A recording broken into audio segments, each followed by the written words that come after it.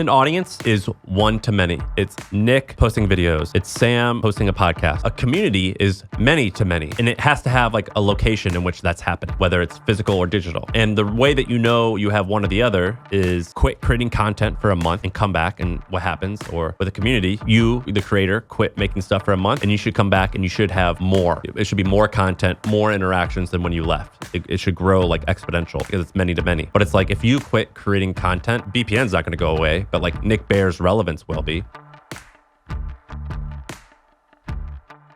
Before jumping into this episode, I want to thank you for tuning in and spending your time with me. Every watch and listen truly does matter. Now, we've decided to not take on any sponsors for this podcast because we don't want to interrupt your listening experience. But if you do want to support me, you can head over to bpnsupps.com for all of your performance, endurance, and wellness supplement needs. We offer a wide range of products from amazing tasting protein powders, effective pre-workouts, green superfoods, multivitamins, sleep support, and much more. I spent the last decade building this brand, community, and product offering, and I'm extremely thankful that it has helped so many people.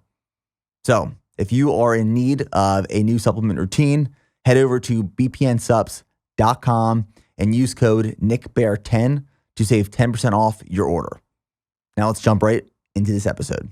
Today on the podcast, we have Sam Parr, founder of The Hustle, which was acquired by Hubspot in 2021, creative artist and genius, co-host of My First Million podcast, and owner of Marathon Ranch, which is something I'm very excited to talk about throughout this conversation.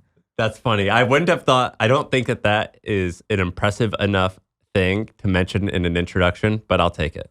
From my perspective, since I got to Texas in 2014, I've been looking for property. I have toured dozens of properties with real estate agents, walked properties ranging from 8 acres to 120 acres. So it's always been my dream to own a ranch in Texas. You got to do it. Now's the time too. Now is a decent time if you can get better financing than a 7% mortgage rate. But now's a good time. Prices are down. Yeah, all those things are true. And then I have a new thing, Hampton. That's more impressive than Marathon Ranch, which is my new business. But yeah, The Hustle, I sold that a little while ago. That's a big thing. I think it's read by 3.5 million people a day. But when we sold it, it was like closer to 2, but they've grown it nicely. It's impressive. Yeah, it's good. It's good. I didn't think it was going to turn out to be that big. That's for sure.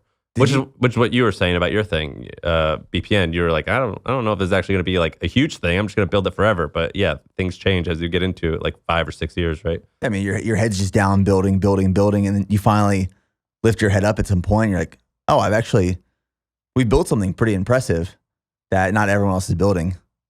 Yeah, and you also think like, this wasn't that hard. I mean, it is hard when you're doing it, but you're like, why would someone want to buy this? Why don't they just go make their own? You know what I mean? And then you realize you get out there in the world and you're like, oh, that's because it really is actually hard. And most people don't take these risks and things like that. And so it kind of like, you got to like get out and talk to people to realize, oh, I actually do have a sellable asset, or I understand now why someone would want to buy this, things like that. Right. So I've heard you say in multiple interviews and podcasts before, I'm not a businessman, I'm an artist. And I would love for you to explain this, because when I heard you say this, it resonated with me to my core. Because for the longest time, I'll give some context. For the longest time, I started as a creative. I started documenting my life on social media and building a brand and building a business because of pure passion and joy. And that's what I loved.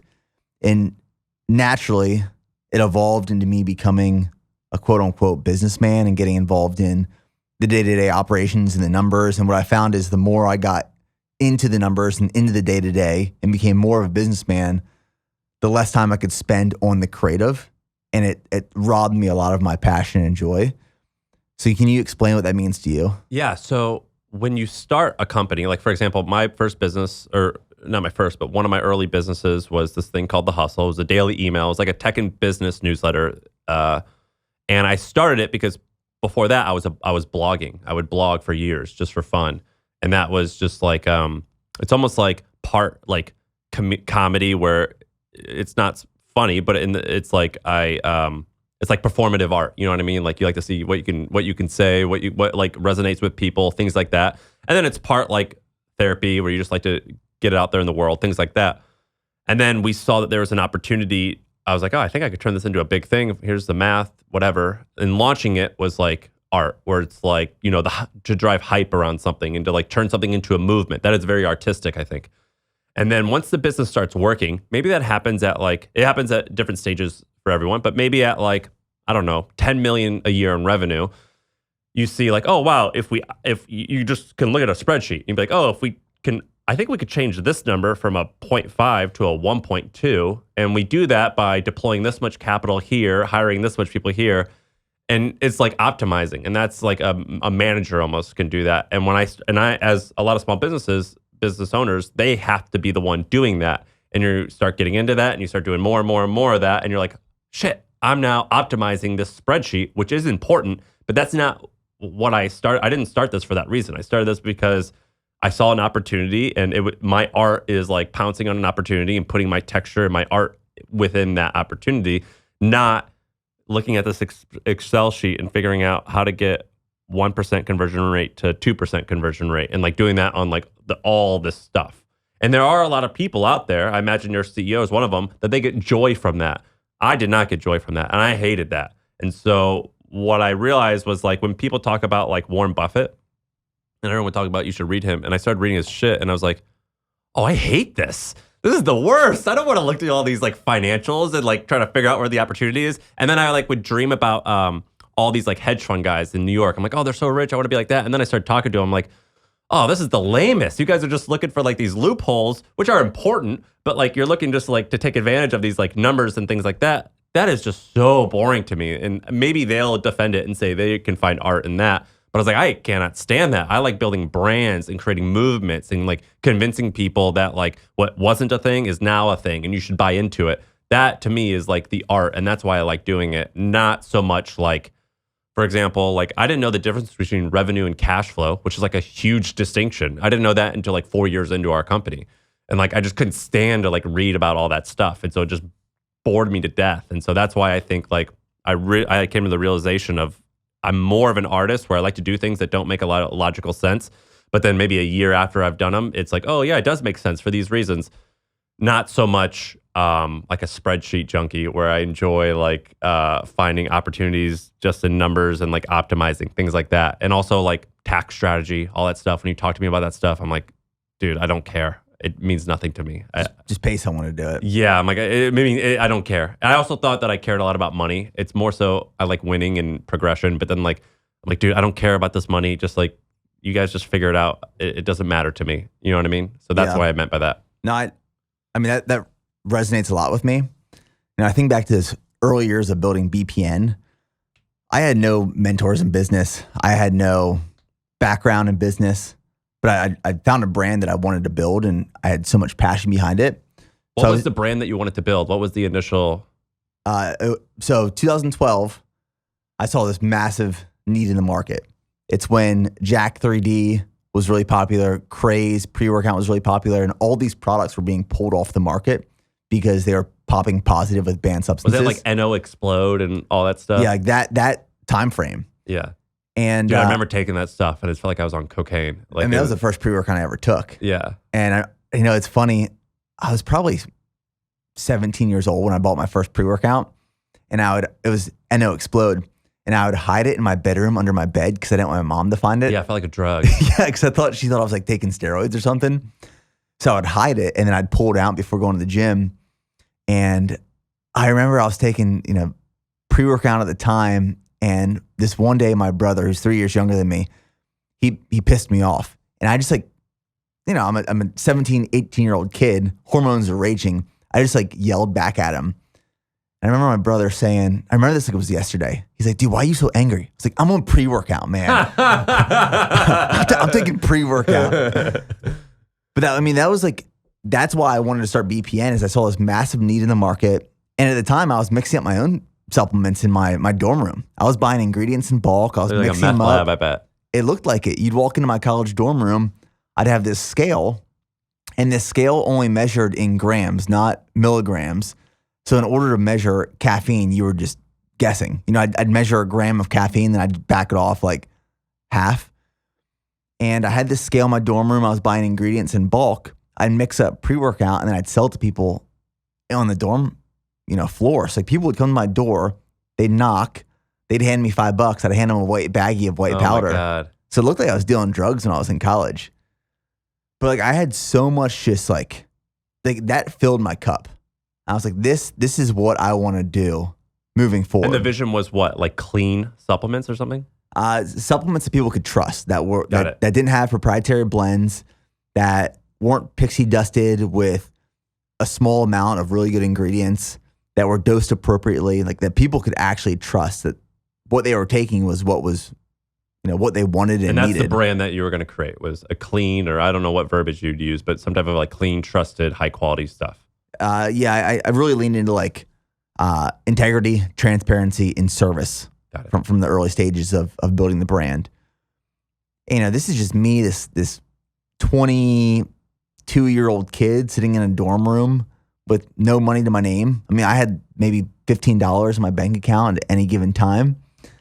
And the only way I was able to build this company was by taking out a $20,000 loan and then finding a manufacturer in California and starting the whole process.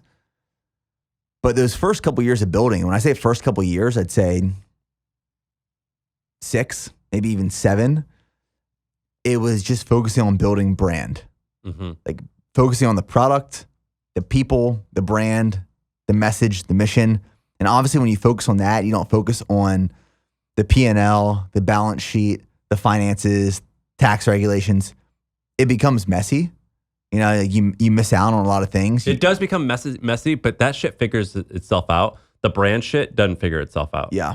That doesn't figure itself out. So I think it's actually okay to ignore that stuff. Like, even if you are like, you're going to have to pay for it eventually. You're going to have to like pay for these mistakes eventually. Whenever someone tells me like, I got this idea, I filed an LLC. I'm like, dude, what the fuck are you doing? Just use your social security number to collect this money. You can figure that stuff out later. But the brand stuff and like making the product, that stuff you can't figure out later. You got to nail that. Well, what's interesting though is, and I'm sure there's a lot of other people in this situation. One, there's a lot of paralysis by analysis. So like people think they have to have all these things lined up before they get started. No. I was never one of those people.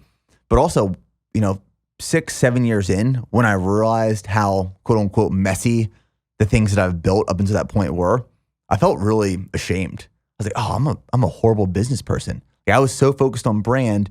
You have these people with finance backgrounds and marketing backgrounds who are building these really clean, operationally efficient businesses. And I'm over here just focused on brand. And I thought I was focused on the wrong thing for the longest period of time. Not a chance. And then I realized I was focused on the right thing, because you can't buy brand. You have to build brand. Exactly. And it's tough. And there's way more people that can go out and figure out all those other mistakes that you made versus the people who can build the brand. That's significantly more rare and harder to find. You know what I mean? Yeah. So yeah, like I make jokes with people, like, how people like collect domain names? Right. I'm like, that's loser behavior. Don't do that. In fact, go and get a sale or collect some type of money for your product before you even have a domain name. Just use like mynewproduct.squarespace.com or whatever. You know what I mean? Like, get a free URL, don't buy anything, and get momentum, and then figure out all that other stuff. But like, until you get a couple sales or you have a customer or someone likes your idea or product or whatever, none of that stuff's important. So I'm in the same boat. I agree.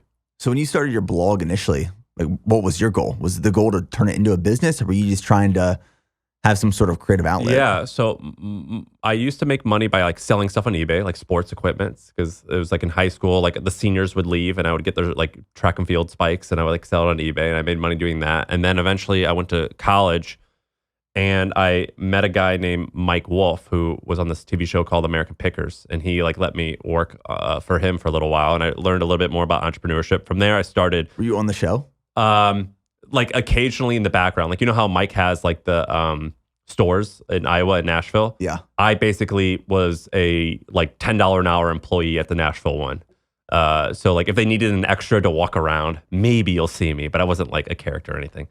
But then from there I started a hot dog stand, and I had a bunch of them. It was called Southern Sam's, wieners as big as a baby's arm. And that was my thing. And then after that, I started like an online store where I was selling like a collectible whiskey. And the URL was like something.wordpress.com. And then I realized the internet's awesome. It's way better than like selling hot dogs. And so I saw this company. You'll actually get a kick out of this. I read Let's Run every day. Yeah. There was a guy named Chris Lukasik, who at the time was the 6th fastest miler in America. He read run 3:47. And he said, I'm quitting running to join this company called Air Bed and Breakfast. And this was in 2010, I think, when they just started. And I think he was the 6th hire. And I was like, what the hell is this Air Bed and Breakfast thing? And I went to the website and I saw it and I go, that's it. I got to do that. So I started blogging for fun. It was just like samparr.tumblr, and I would blog like crazy. And then eventually I was like, I'm going to go work at that company. So I'm going to start blogging stuff that's going to get me recognized by the CEO of Airbnb. And so I did. So I started blogging that, and I found all these cool hacks, and I would write blogs on like how they could improve. And I emailed it to him, and he was like, oh, okay, this is cool. Like your ideas, he didn't say this, but he's like, your ideas, like, you know, we already thought about all that, but that's cool that you are doing this. Come and interview with me, and maybe you can work here. So I did, flew out there from Nashville, got a job interview there. He was like, yeah, great, come and work for us. So I go back to Nashville, sell all my stuff, leave school, move back out there. The day before I'm supposed to start, they were like, man, you lied to us. I was like, what? He goes, you said you didn't have a criminal record, and you do. And when I was in college, I had like some addiction issues, and I went to jail for a few days for DUI and then fighting and things like that. And he was right. I totally lied about it. And he caught me. You know, you like when you go like one of those things where you click like, do you have a misdemeanor or whatever? I clicked no, because I was like, they're a startup. They'll never check. They're not going to check. They did. And so I was out in San Francisco with like next to nothing. And I'm like, what am I going to do? So I started blogging again. I would blog like crazy. And one thing led to another. And I eventually started a conference, like a TED Talk style conference. And I got all my customers to come to that event through blogging. And then it kind of came down to where I realized, oh, this email newsletter thing is actually more powerful, because the bigger that my email list gets, the more conference tickets I sell. So that's when I realized like, oh, email is actually more important than blogging, but blogging was like the beginning of everything. So I would blog a ton, and I was able to get like millions of people to come to my blog. And I still like to blog, but it all started with just like on a Tumblr and then eventually a WordPress website of just blogging every single day for, 5 articles a day some days. Very similar to YouTube, except YouTube, I guess I didn't know how to edit video, but I knew how to write. So I've been blogging forever. When you were out in Nashville, you were going to school on a track scholarship, correct? Yeah, I was an exceptional high school 200 and 400 meter runner. I was very good. I went to a Division I school to run, and I didn't get that much better because I drank and partied. And back then, like, it's only 10 years ago, but like the nutrition and recovery stuff and all that type of stuff that we all know now, that was more niche. So like a guy in Nashville, I didn't know about that. I didn't have an iPhone. I didn't like read about this stuff. I mean, even when I was going to school and I graduated in 2013, it was like brand new to the space. Yeah. Like there was no, like my like coach was like, dude, your oven's burning hot enough. You can eat anything you want. Like, I don't know. We just ate pizza and ice cream all the time. And like, I remember people saying that, like the engine's burning, just keep feeding the furnace. Yeah, which is nonsense, right? Like that's you could 100% out eat a bad diet. You don't, or you can out eat running ultras. You can out eat and almost anything. I think. Right. And so anyway, yeah, I was there and I wasn't healthy and I didn't take it seriously mentally or like physically. And so eventually I quit my junior year and that's when I got into business. Did you ever finish college? Yeah, so I left early, but my mother was like, it means a lot to me that you do this. So while I was out in San Francisco, I like completed a bunch of online stuff, and I was really poor. I didn't have any money there. So I used to like ride a bike to like this Kaplan testing center and would have to take these tests. So technically I did finish. Yeah. This kind of reminds me of, Noah Kagan was on the podcast talking about how he was one of the early employees at Facebook. Yeah. And ended up getting fired. He got fired. He probably lost out on $100 million because of that. And that's my question for you is, when you were, first hired by Airbnb, were you offered a comp package with equity? I was offered like $25 an hour. I was like a grunt. I think I did the math. No, I think I could have made like maybe $5 million over the course of that amount of time. I think A, I probably would have gotten fired or quit before that. And B, I ended up starting a business and I made a lot more than that. So it worked out all right. But now my wife works at Airbnb. And so I used to joke whenever I would go to her office and see her friends or whatever. I'm like, oh, my alma mater, my old stomping grounds. That's funny. It's like I never actually started. So it didn't work out. When you were younger, because obviously it seems like you like going from 0 to 1, you like starting a lot of things. Yeah, that's my thing. When you were younger, like say, middle school, high school, were you starting a lot of things as well? Yeah, like selling CDs. Like remember when you could burn a CD? Right. Yeah. I had a computer that could do that. So like selling CDs. Yeah, I was always doing that. My father he owned a fruit stand, which became like a produce brokerage company, which sounds significantly more sophisticated than it kind of is. But so my parents were small business owners, and growing up in the Midwest, it was like, this is just what you do. You start small businesses. So I thought when I grew up, I was going to own like a restaurant or a bar. And then I like learned about the internet, and I was like, oh, this is the way to go. But yeah. I was the same way growing up. Like I would start a lot of different things. And a lot of it was around construction. Like I grew up in this Where'd you grow up? This small town right outside of Hershey, Pennsylvania. And for me, like starting something was, my dad's side of the family were dairy farmers. And my mom's side of the family, my grandfather on that side, he was like a woodworker. So I would spend a lot of time with him, and then my other just like selling his own stuff. Yeah, he'd make like birdhouses. And he didn't call himself an entrepreneur. No. He's just like, this is just what you do. You just pick up a skill and you sell it to friends and whoever. Right. Like there wasn't like this title or this big thing behind it. So I watched them like kind of tinkering growing up. And, we grew up in this subdivision, this new neighborhood that was just being built when I was younger. So I think our house was like maybe house number 10, and now there's 400 houses in this neighborhood. But why that's relevant is because as these houses were being built, there were massive just dumpsters everywhere with scrap wood. So I would take my wagon around growing up, and I'd jump in these dumpsters and I'd pull out all this scrap wood. I'd go back to our house and I'd build stuff. I'd build like forts in our backyard. I built a boat once that sunk. Work? No, it sunk. That's what I thought. I built this boat, and my mom was so like encouraging. She put it on the back of this trailer. She drove us to like this local my parents were the same way. Stream. We put it in, and like it went down the stream maybe 100 feet, and then just right to the bottom. We left it there. It had a steering wheel. It didn't like steer anything. It was just this circular piece that was attached by a screw. But like I was tinkering early on, and I always loved taking nothing and turning it into something. That's the art. Yes. And I think that's why I love 0 to 1. And I'm curious if you're the same way, and maybe this is why you sold The Hustle, is because going from 1 to 2 is a lot different from going 0 to 1. Yeah, it is different. So the reason I sold The Hustle is, have you ever read the book called How to Get Rich by Felix Dennis? I have not. It's horribly titled. But basically, Felix Dennis, he's dead now, but he's kind of like a combination of Richard Branson and Mick Jagger. So he's like this like eccentric billionaire who started a bunch of stuff in England that you probably would never have heard of. But one of them went public at a multi-billion-dollar valuation. It was like a tech company, but it was in the 80s. So it wasn't what we think of tech companies. But the most popular thing that you would know is he started Maxim magazine. Oh, okay. And he had a magazine empire before the internet, which is like one of the most profitable things you could have done. He has this book called How to Get Rich. And he died of cancer in his 70s. And he basically said, like, if I could do it all over again, I would have wanted to sell out by the time I was 35 and made as much money as possible, and then had a bunch of free time to like actually spend what I was doing, versus becoming addicted to this and becoming like a punch drunk boxer who never like gives up and becomes, can't speak after a certain age. And I was like, oh, that sounds cool. Let's do that. And so when I started The Hustle, I was like, I think I can grow this to this point at which I could sell it. And my goal was to make $20 million after taxes by the age of 30. Because I was like, in my head, that means I could spend like $600,000 or $700,000 a year, which is like pretty good. That's like kind of luxury, or it is luxury. And for the rest of my life, and I could like be fine. And so when I sold the company, that was my goal, was to get there. And then what I learned after selling it was like, that is awesome. Like I'm not gonna lie about that. That is awesome to be there. But B,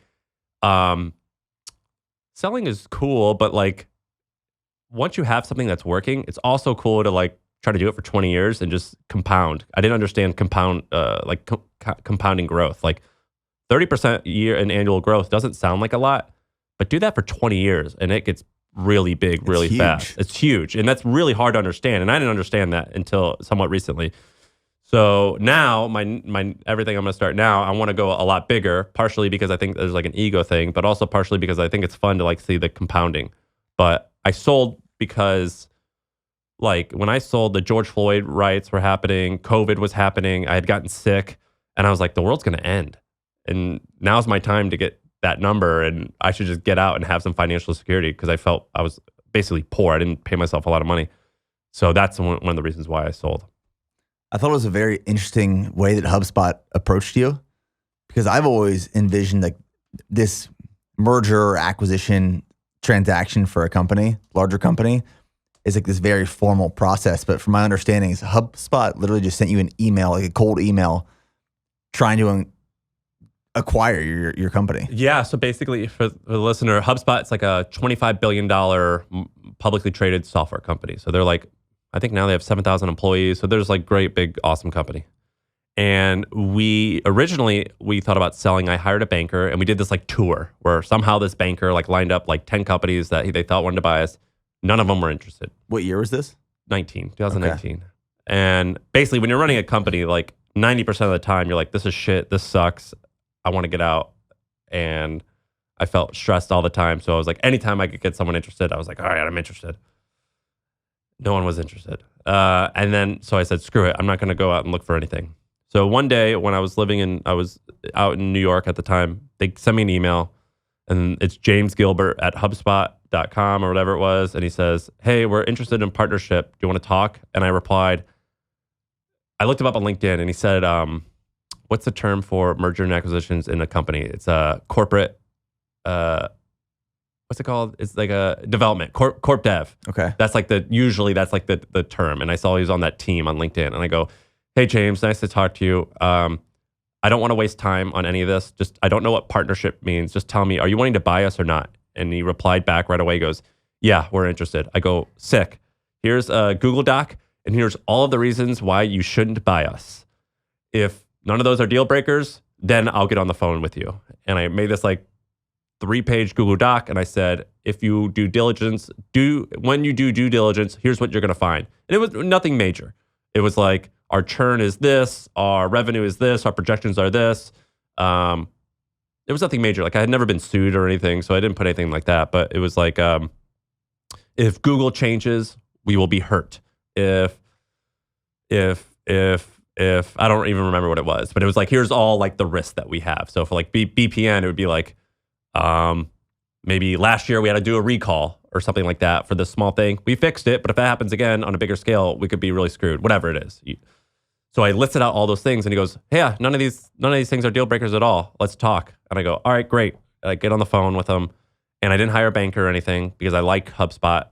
And I made the huge mistake of them saying, what do you think this is worth? And I told them, huge mistake. Don't say the first number. Did they bite right when you said that? Yeah. Yeah. They go, oh, cool. Okay. And I was like, shit. Shit. And that was where hiring a banker would have been good. But I made a mistake. And then they're like, look, we're interested. And I go, let me put together a preliminary data room. So a data room, for the people listening, it's like a business in a box. It's like as much information about the company. It's like looking underneath the hood. But it's really hard to do. So I put a preliminary one together. And they were like, yeah, look, we're interested. Let's sign an LOI, a letter of intent. And when you sign an LOI, that's like, I don't know how many days they usually have, 15 days, 30 days to like really dive deep on the business. And then you get like a term sheet after that, which is like, all right, here's all the details for the deal. We have 90 days to close this deal and to look through everything. And so we got to the term sheet phase and I was like, sick, this is awesome.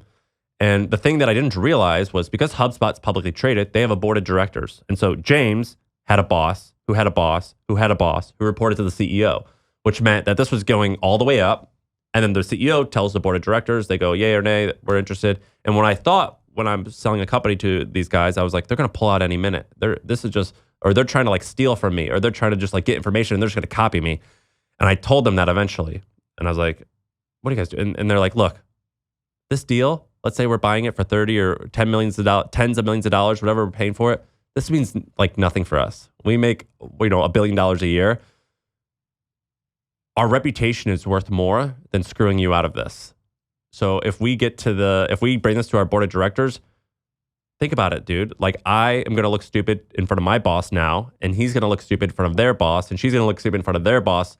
If we say we're going to do this, we're going to do this. And I didn't believe that the whole time. And then I got into the company and I like learned how these big companies work. But throughout that 90-day process, it was just me and my like head of HR, Edie, like getting all these people all the information, which is terribly hard. A lot of people don't realize how hard that is. I mean, I don't know if I know you maybe have gone through a process or not. I don't know. But like, it's so much information that you have to give. And the thing about selling a company for $30 or $40 million, it's basically the same in a lot of regards to selling a company for $3 or $4 billion, because that number isn't small enough that they can say, screw it, let's just wing it. It's big enough that it matters. You know, if this was like a $5 million deal, they'd be like, well, you know, that's not that much money. $30 or $40 million, that's enough money where it's like, no, we got to nail this. But I don't have the resources of a $1 billion company. It was just me getting all this information. And it was like the most painful thing, the most painful three months, 90 days I've ever experienced. It was really challenging. And then, is that how long it took to close? 90 days? 90 days, yeah. From the first email till funded? They emailed me in October and we closed in February. So between October, so whatever 90 days from February 1st is, what's that? December, January.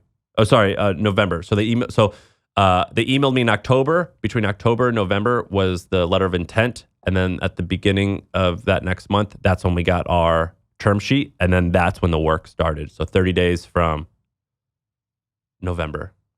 Or sorry, 90 days from November. What was your role in the business? What was your title? Were you CEO at this point during this whole transaction? I had just hired, so I was like talking to this guy. Have you heard of Motley Fool? I have not. It's like a huge, like $500 million a year, like media business. I had just hired one of their executives to be the CEO, but he wasn't going to start until like December. And I couldn't tell him about this deal because there's a lot of secrecy around acquisitions, in big part because HubSpot's publicly traded. So like when I started talking with them, they're like, hey, don't go and buy HubSpot stock. Don't tell anyone that you're doing this. And if they go and buy HubSpot stock, that's illegal. They'll get investigated by the SEC. I didn't even think about that. Yeah, it's like a big deal. And I had hired this CEO who wasn't supposed to start, but I sent him an offer and he agreed. And then like 2 months into talking to HubSpot, I was like, man, I got to take this deal. I'm sorry. And so technically I was CEO, but I had just hired a CEO who hadn't even started yet. Was stepping down from the CEO role hard for you? Yeah, it's not hard anymore. So I hired a CEO like pretty quickly with my new company. But then, yeah, it was hard. It was hard because like you see like a Mark Zuckerberg or like an Evan Spiegel and like these like young guys who like do it from beginning to end. But those are rare. Those are super rare. And they also have like COOs who I bet are like close to being a CEO. Badass operators. Yeah, they're like Sheryl Sandberg at Facebook. You know what I mean? Like she's a billionaire for that reason. And so, yeah, it was really hard. I thought like everyone's going to quit. Like everyone's going to think that I'm a pussy. Like this is soft. And turns out that's all wrong. I mean, I went through those same things when I stepped down from the CEO role. What did you say to yourself? I mean, it was tough. Like I thought I was having a midlife crisis. And I remember I posted a book that I was reading, From Strength to Strength. I think I DM'd you. You DM'd me and you said, are you having a midlife crisis? I knew you were going through the process of hiring a CEO. And I didn't know you. Yeah. I just was a fan, but yeah. And it was tough for me because what I realized is I had these two massive life transitions happen back to back. One, my daughter was born, and then which shook up my world completely. And then two, I stepped down from the CEO role and moved into just like a founder role, creative director role, or chief creative officer role initially. And those two transitions in life just flipped my world upside down. And I was thinking to myself, like, well, what is my purpose now? Like, what is my mission? If Kat is now the CEO, what is my true role in the business? And am I providing real impact? Was this the right decision? Was this the wrong decision? So it took me months to kind of fall into my place and find my routine and my rhythm.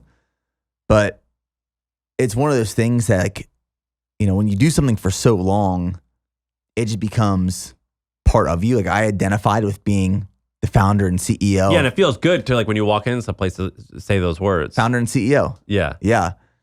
And I self-identified with that for so long, when I didn't have that anymore, I didn't know what my identity was. And what's also interesting is, when me and my wife were getting married a few years ago, we went through like premarital counseling. Mm-hmm. And a lot of our issues that we were experiencing revolved around me just wanting and needing to work all the time. And that's where a lot of our issues were stemmed from. And I remember this one day we were in counseling and I'm explaining like why I need to work all the time, all the things that are going on. And the therapist goes, Nick, who are you without BPN? And I was like, motherfucker, how dare you? That therapist is like, got him. I was like, you're fired. But like, you identify with this title and this role for so long. For me, it was a decade, that when you give that up and you hand that off to someone else, like you kind of feel lost for a period of time. Were you also afraid, like when I did it, I was like afraid, I was like, someone's going to ruin this and I have all my net worth in there and like it's going to be crushed. Like, were you afraid for that reason too? I personally wasn't, just because I trusted Kat so much. And like I was telling you, when that year started, I went into that year not expecting to ever step down from the CEO role. But it was like right person, right place, right time, where it was a very natural, organic transition in conversation. It was literally just like, hey, Kat, like, I want to just focus on creating content and building the brand. And I want to get down to the day-to-day operational efficiencies and the nuts and bolts. Do you want to take this role? She said, yeah. So like it was this very natural kind of just progression. And can I guess? I want to guess 2 or 3 things. Yeah. One, did you feel like who would ever want to do this or like to do this?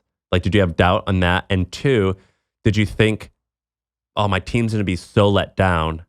And you announced to them and they were like, oh, thank God. Like, that's a smart move. We like this more. Well, yeah. First off, when we announced that Kat was taking the CEO role and I was stepping down, the whole team was like, yeah, we saw this coming. We expected this. But were they pumped? Oh, they were so pumped. Yeah, and I thought people were going to be like, oh, we're bummed. And I was like, they were like, oh, thank God. You know what I mean? Like, we preferred this. Well, and what was the other question again? Like, I remember like having self-doubt where I'm like, who's going to want to run this little, $20 million a year business? Like, this is nothing. Like, what do you came from all these impressive things. I'm a no one. Why would you ever want to do this? And there's a lot of people who love that. Yeah. So I remember when we officially announced and made it live, there's all this like kind of BS you do in the background as a CEO that you don't want anyone else to have to do, because it's just like admin BS. And I was still doing a lot of that because in my head, I'm like, I feel bad handing this off to someone else because Right. it's this admin BS. And then when Kat saw that I was still doing it, she's like, what are you doing? This is my responsibility now. I'm like, yeah, but trust me, you don't want to do this. Yeah, She's like, yes, I do. that's exactly my point, which is you think like no one's going to want to do this. And it turns out there's people who do love doing that. And they'll probably think the same way about like you starting something and they're like, I can never do this. Who's like crazy enough? And I don't want the criticism of all this stuff, or with you, all your videos, particularly like you're shirtless and half naked and all, you're like, who the fuck wants to put all that shit on the internet? And you're like, oh, Right. I love this stuff. This is awesome. Do you find that, because in the space that you're in, especially with the new business, Hampton, like you're surrounded by a lot of founders, a lot of entrepreneurs, I'm assuming a lot of creatives or artists like yourself. Do you find there's a lot of people who are creative brand builders, who are artists, who start something and then naturally that evolves and then becoming this businessman that they don't want to be, and they find themselves in this space, in this spot where they're unhappy because they're working on things that they Yes. don't want to be working on? So Hampton is like it's like a peer group. So basically, like if you're a founder of a certain size, you apply, we interview, and you're put into like groups of 8 people who have similar sized businesses as you, and you meet once a month, and it's like group therapy, whatever. It's awesome, but it's like a common business model, YPO, whatever. And I've learned a lot through that, but also the hustle, we owned conferences. That was the first thing. And what I used to do is I would tell these people, so we had the founders of WeWork, Casper, Away Travel, Grammarly, Bonobos, like any startup that was popular between 2012 and like 2016 probably spoke. We had hundreds, probably 200 people speak. And I got to meet all of them. And I would do this lie where I would tell them, let's say they had to speak at 3. I'd be like, oh, mic check's at 10 a.m. So you got to be in the green room then. there's no mic checks at a conference. The mic works. Like you don't do anything. You just put the lapel mic on, you're good. But I would do that because I would want to, it was a room like this. I would want to sit in the room with them and just shoot the shit. And I would be like, one time it was like the founder of WeWork, Casey Neistat, the founder of Away Travel, the founder of ClassPass, and like the founder of like Casper mattresses or something, all just sitting in a room. And I just like started talking to one of them. And then I just shut up because I knew I got the conversation going. And people just started complaining about stuff. They would be like, oh, man, Mike, this is like one company that was about to go public. They're like, I'm afraid of, I've had this one person working for me for 3 years and I'm afraid to fire them because I don't want the confrontation. This other person that had just been written about in the New York Times for their amazing company was like, I'm so stressed out, man. I don't know if we're going to make it. And I'm like, what? Dog, I just read about you. You're supposed to be the best. And so anyway, it was like all these people complaining about shit. And I remember like Sam Yagan, this guy who started OkCupid, who is now the CEO of Match.com. So like a multi-billion-dollar company. They own Tinder, all this other stuff. He was like pacing back and forth, like so nervous to go on stage. And I'm like, dude, like you have more employees at this company than, I think there's like 30,000 people in this stage right now or in the audience. You have like more people who work for you just in New York. What are you nervous about? And doing all this stuff, I remember thinking, A, these people have insecurities and freak out just like I do. And they have the same self-doubt regardless of how big they are. B, most of them, not all of them, most of them are, I'm in the ballpark of intelligence. I'm kind of smart. I'm not that smart. I'm in that ballpark. There's some people, like the founder of Grammarly, this guy named Max, he's smarter than me. He's got more horsepower. That makes sense. Yeah, there's nothing I'm going to do to keep up with that guy. But there's a whole bunch of other people that are worth hundreds of millions and billions of dollars. Like I met the guy from WeWork. His name is not the main guy, Adam, the other one. I forget his name. But like I met him and I'm like, oh man, like we're close. You might be smarter, you might not, but you're 100 times wealthier than I am.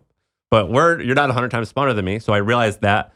And then like the final thing I think I learned was like a lot of the people who are in the position that they are in, they didn't exactly want to be in that, but they're too nervous to like step away or like hire someone to do it. And once I realized all of those things, it felt like before I had bad eyesight and now I have eyeglasses. Like I could see more clearly. I'm like, oh man, dude, I just learned from like hundreds of people and I saw these patterns. So I know that A, it's cool to hire a CEO. That is the way to go. B, just because you like raising money is a painful experience, not while you're raising it, but after you have the money. You now have massive expectations. So that's like crazy. So that was a big learning, which is why I prefer not raising money. A lot of startup founders, even if they've raised hundreds of millions of dollars, they're still pretty poor. And if their company doesn't work out after 4 or 5 years, all they've made is their $150,000 salary and they've dedicated 8 years to doing their thing. What else was interesting? But my point being, we were talking about hiring a CEO, like these same like feelings of like inadequacy and all this stuff, it helped me realize that all the people I admire also had that. And so that made it significantly easier to like make some of these changes in my life. Do you find there's because I found there's this misconception and false expectation that people think that the founders of companies are wealthy people, when in reality, like you're working nonstop for sometimes a pretty conservative salary. Is that the norm? Yeah. I think that's the norm. Because if you do the math, like most of them require capital, like particularly what you're in, e-commerce. Like I don't know your economics, but like in order to supply your Black Friday demand, you have to pay for that. When do you have to pay for that? Like in 6 months in advance? We have like net 30, net 45 terms of a lot of manufacturers, but we're front loading inventory in very early on in preparation for a big sale like that. And so I bet you, I don't know for sure, but I bet you there's been a lot of times where your revenue was like $10 million, but you had 50,000 in the bank or something like that. Like, has that ever happened? I mean, now that we have like a really robust financial team and CFO in place, like they manage cash flow very appropriately. When it was me managing cash flow years ago, yeah, I mean, we were an 8-figure business and we'd have, $100,000, $200,000 in the bank, and I was about to pull my hair out, about to lose my mind. Yeah, and so when you think about like, oh, Nick Baer's got a business that did $10 million in revenue, but he only has $100,000 in his business account, you're probably only paying yourself 50 or 80 grand a year or less. And so like on paper, you are maybe worth 10 or $20 million, but like I don't have 10 or $20 million. And so that's like pretty common. I have a friend that raised $50 million for his startup. It didn't work out. It went out of business after 5 years. He got acquired, but it's like an acqui-hire. And the only money that he made was $125,000 a year in salary. And that's super common. And there's other people though who are bootstrap a business and they can start taking out a lot of money, but it takes like 6, 7, 8 years, 10 years, whatever it takes before you're actually, like if you owned 100% of this business, you're at the stage now where you could probably take a meaningful dividend or something, right? I could, if I wanted to, but I don't. Yeah, if you wanted to. Yeah. And how many years did that take of running the business? We're almost 11 years in. So at what year do you think you could have paid yourself $1 million and you have felt like the business still has enough cash? Maybe a year ago. That's 10 years in. Yeah. That's 10 years in. And so a lot of people, and the business is or was, when at that point, could have been worth tens of millions, maybe even north of $100 million. And it's like, that's the first year. If we assume that $1 million is like the threshold of a lot of money, that's the first year that I'm able to like actually see that cash. So like it takes a long time. Not always. Like digital products are better. So like, you know, if you're selling courses or software, like it can be a lot better. But typically businesses take a long time. Like if you talk to like a restaurant owner, I bet you they don't, even if it's a booming restaurant, they don't get like significant cash flow for like 8 or 10 years still. I mean, it takes a long time to actually turn that asset value into some type of cash. Right. What's your opinion? Because I have a lot of people that reach out to me who want to start businesses and they don't know if they should bootstrap or raise capital initially. That's a bad question. I think that's a bad question. I think when they say, I'm like, that's like saying like, should you run marathons or lift weights? It's two completely different things. Yeah. It's just like, well, what do you want? Like, you know, like, so the thing about raising money is it's rocket fuel, and rocket fuel doesn't go with cars, regardless of how fast your car is or how cool it is. And so you have to ask yourself, like, do I want to build something that's a potential rocket, meaning it could grow at like a really good startup will, I think, what's the equation? It's like it'll triple, double. So the annual growth will triple, and then double. That's like what you want it to be in order to be a company that could eventually go public in like 8 years or whatever that. Have you ever heard that phrase? Like, no, I haven't. So like that, what that means is like, let's say you're in year 1, you do a 500,000. That means in year 2, you need to get to 1.5. And then from 1.5, what's triple that? That's 4.5. 4.5. And then you want to, I think, triple it one more time and then double. And then that gets you to like 50 million, I think, in like 8 years or 6 years or something like that, whatever the math is. But it's like, it's usually something like that. You have to ask yourself, is this the life I want to sign up for? And if you raise money, raising seed money is a little bit different. So if you raise like 100,000 to maybe $1 million from a whole bunch of friends and family, if you have a bunch of rich friends, you can get that. That's a little bit different than raising venture capital, which means you now have an institution and they need you to have an exit in 7 years, and they're going to give you $5 million. And then in 3 more years, they want to give you $20 million. And for those people, you're one of 100 bets that they've made, and they need you to either go out of business or sell so they can make 10 to 50 times their money in 7 years. And as a founder, you have to ask yourself, like, which mission do I want to sign up for? And so I think it's like, should I raise or should I not raise? It's like, well, I don't know. Like, there's arguments for both are important. Uber wouldn't exist if they didn't raise money. Mm-hmm. Facebook, probably not.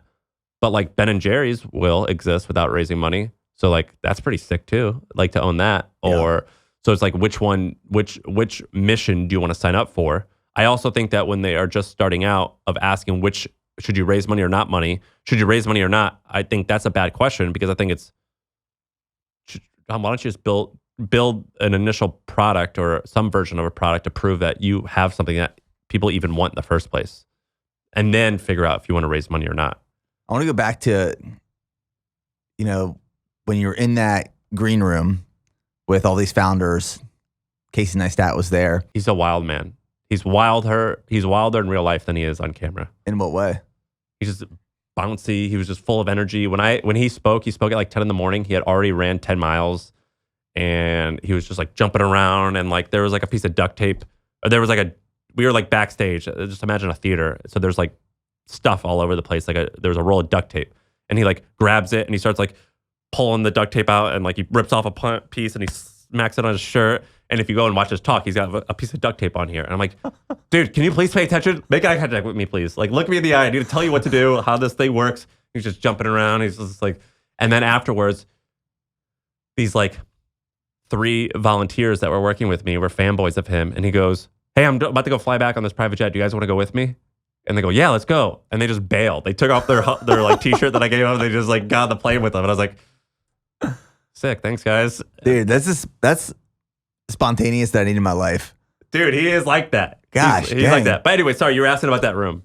Yeah, so that room, if IQ wasn't the clear separator of these people who are massively successful, want to build large organizations, what is the competitive advantage that these people possess? So I actually don't want to, I used to downplay this, but it's true, which is luck. Luck's real. Like there's luck with timing. It could be as big as you're born in this time and you're healthy, but like luck's real. So like some of them launched businesses. Like there's this guy, Alex, who started this company called The Athletic. You know The Athletic? No. It's like a subscription sports website that sold for like $700 million to New York Times. Oh, wow. He created a subscription like news website when people were finally willing to pay for online news. Or there was like the founder of ThreadUp, which is like a website where you can sell used clothing. And he launched it at the right time when eBay was losing steam and women wanted to sell used clothing online. So like there's a little bit of luck that way, regardless if he like researched it or not. But besides that, I would say like just courage. So they just realize that they're scared regardless, but they do it anyway. So I think that's like, I used to think that they're just like braver or smarter, when it's like, no, you're still freaking out. You just do it anyway. Was there anything other significant things? I mean, that's what I found. Like the reason I started BPN is one, I had this passion for this thing, this space, but I was also very ignorant to the risks that I was taking. So like you can call it courage, but also it's just an ignorance. Ignorance is a thing. And I was about to say that, which is like, have you ever heard, like, I remember hearing this old pitch. They interviewed, there's a firm in Seattle called Madonna, I think. And Jeff, they were the first investors of Amazon. And they said during his pitch, Bezos goes, you know, if this goes well, I think we could make $100 million a year. And that was like his pitch. And I've noticed that that's actually a common theme. I remember talking like to the Casper guys and to all these other companies, and they're like, we thought it could be like a thing. We didn't know if it was going to be like this big, but we just like didn't really care. We're like, let's just get to this next step. You know, there's this phrase that we use called ABZ, which is like, Z is like, one day, maybe it can become like a $20 billion company that we're sold in all the stores and will change the way people sleep. But right now, let's just see if we can get to like 10,000 in sales. And then the B of that is, let's just see, maybe after that, we'll figure out if we can get to $500,000 in sales. But anything between B and Z, we'll figure it out as we get there. And there's typically that attitude I've noticed of it's like, I don't know, let's just get into this and we'll see what happens and we'll figure out as we go. That's like a pretty common attitude versus like writing a business plan. You know what I mean? Yeah. I was listening to a podcast actually this past weekend when I was on a run. You listen to podcasts when you run? I do. Oh. I recently started doing it, and it's usually if I'm prepping for a podcast. So this was a podcast you were on. It was the one I was explaining to you. It was that live podcast with Noah, Neville. And one thing that was mentioned in that live podcast was this concept of creative freedom is greater than optimized growth. And I was reading a book a few months ago, and I can't remember what book it was off the top of my head.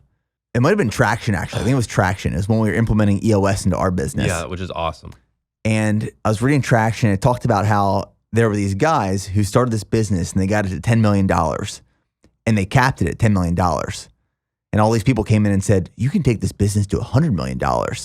And the founder said, yeah, but I don't want to because I enjoy where I'm at right now.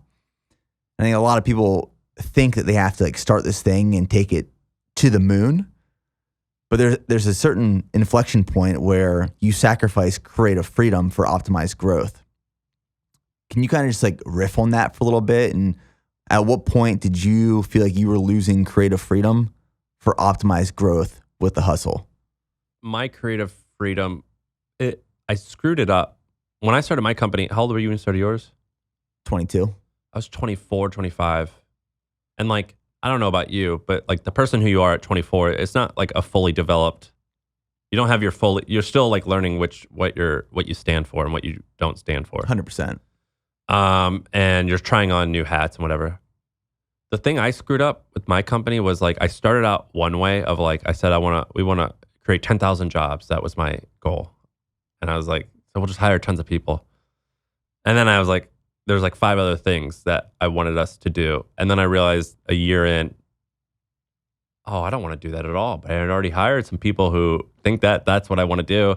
And I didn't have the balls or the courage to like put my foot down and be like, nope, this is what we stand for.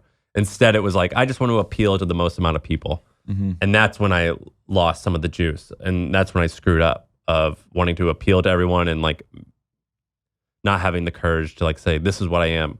And that's one of the reasons why Dave Portnoy at Barstool, who I don't even like that much, but I respect that, like he said, this is what we are, this is what we stand for, and I'll look like a fool defending this. And that's kind of like where I screwed up a little bit of when we got bigger, I got more PC and I got like more, I told you a story about how like I wanted to get rid of our cleaners because I wanted everyone to clean for themselves to make them feel bought in. And they like had a mutiny and I gave in. A strong leader doesn't give in and said, nope, this is what we stand for. And if you don't like it, get out. And then what that means is like the people who are really into it are into you even more. And I did a really bad job of doing that. And that's when sometimes we lost our ways a little bit.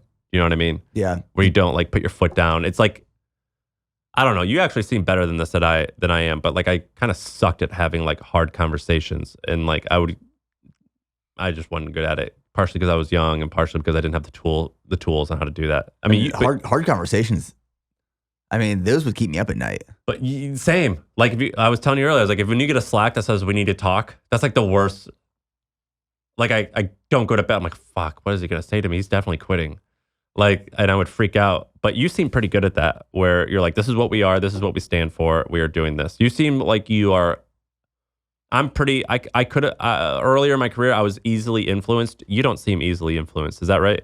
I had to learn through failure with that. It's like we started initially, I knew exactly who we were, what we stood for, what we were going to do, what we were going to build. And I would say like 2 years ago, I realized, okay, I think we've tapped out this movement. We need to. What was the movement? It was just like grittier, more in your face, intense, disruptive type, all around go on more. Like if you don't believe in this mission and this message, like we're not for you. like more hardcore, more intense athlete guys. Yep. And I got to a point maybe like 2 years ago. I was like, okay, well, we need to be more approachable to appeal to a larger audience. I think you had an ad that I saw where it was like, was there like a bunch of weightlifters and they're like mutants? Yeah. Yes. It was the banned substance, big earthy arms ad. Yeah, and that was kind of hardcore. Yeah, that was badass. Like that was BPN, and we got off course a little bit because what I found is, you hire more people, and those people bring in perspectives and thoughts and opinions, and they start injecting that. And if you don't keep a really tight lane, like a left and right limit on brand, on creative, on messaging, like it will go all over the place. And there was a point about 2 years ago where our messaging started going all over the place. Like, who are we actually trying to message to? Are we trying to go too broad? And recently we've reeled it back in of, we are a hybrid athlete brand. We're going after the hybrid athlete. Did you make up that thing? I didn't make it up, but like the story behind the hybrid athlete is in 2018, I was writing a training program just to share with my audience for free. And it's when I just started running. So up until that point, like historically, I was a strength bodybuilding athlete. And I just recently started running. I was training for a marathon. So I was adding mileage into my training programs. And I was sharing with the people who followed me what and how I was training. So I wrote this program out. And right before I launched it, like literally probably an hour before I put it on the website, I was like, what do I call this thing? Well, it's a cross between running and lifting. I heard hybrid before. let's just call it hybrid athlete So training. you didn't make this trend. I wasn't sure if this was like a common thing that you discovered and you just made popular, or this is like an invention. Because I hear people say hybrid athlete all the time now. I didn't create it. There was a gentleman years before me who wrote a book on it that I recently found out about. So I'm not going to take credit for. So you created it you thought you did. I thought I did, but that's cool. I would argue that I gave it a lot of exposure. Oh, for sure. And definitely like pioneered it in these past couple years. Are you going to make what's it called? Nick Bear Training? What do you call it? Just Nick Bear Fitness. Are you going to make that into its own big thing, or are you just going to let that run in the background, you think? Of like training programs? Yeah. I think I'm going to let it run in the background. Like as I'm like evolving in my personal and professional career, I don't want to just be known as like the fitness guy. I don't want to be known as just this guy who can run fast and lift heavy and like this hybrid athlete. What do you want to be known as then? I want to be evaluated and judged more on like my thoughts and opinions rather than my body. Like, guys, I'm not just this hot guy. Yeah, I mean, it sounds. I'm like, not this hot, ripped, amazing looking person. It sounds shallow, but at the same time, like, you know, what I spent the last decade plus building, it's more than just what I eat and how I train. And you can only do so many races. You can only do so many competitions. And you can only talk about this stuff for so long. How big's the team of doing that?